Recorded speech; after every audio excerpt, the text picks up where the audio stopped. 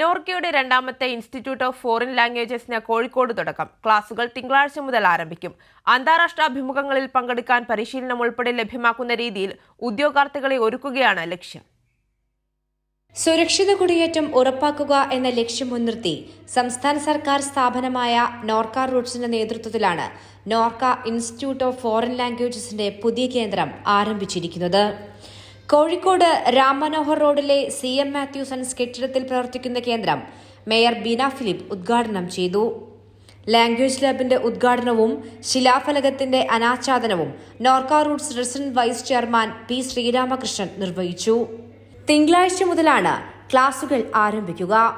ഒരു ബാച്ചിൽ 100 വിദ്യാർത്ഥികളാണ് ഉണ്ടാവുക. മൈഗ്രേഷൻ ഫെസിലിറ്റേഷൻ സെന്ററായും ഈ കേന്ദ്രം പ്രവർത്തിക്കും. പഠനം വിജയകരമായി പൂർത്തിയാക്കുന്ന ഉദ്യോഗാർത്ഥികൾക്ക് നോർക്ക വഴിയുള്ള വിദേശ റിക്രൂട്ട്മെന്റിൽ പരിഗണന കൂടുതലായി ലഭിക്കും.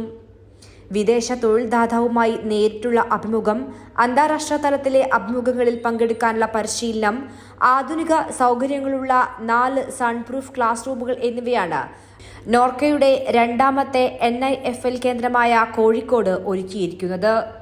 180-ൽ പരം രാജ്യങ്ങളിൽ സാന്നിധ്യമുള്ള മലയാളികൾക്ക് വിദേശ ഭാഷാ പ്രാവീണ്യം പ്രശ്നമായതിനാലാണ് NIFL ആരംഭിച്ചതെന്ന് P. ശ്രീരാമകൃഷ്ണൻ വ്യക്തമാക്കി.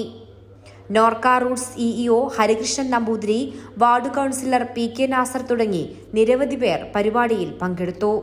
കഴിഞ്ഞ മാർച്ചിൽ തിരുവനന്തപുരത്താണ് NIFLന്റെ ആദ്യ കേന്ദ്രം തുടങ്ങിയത്.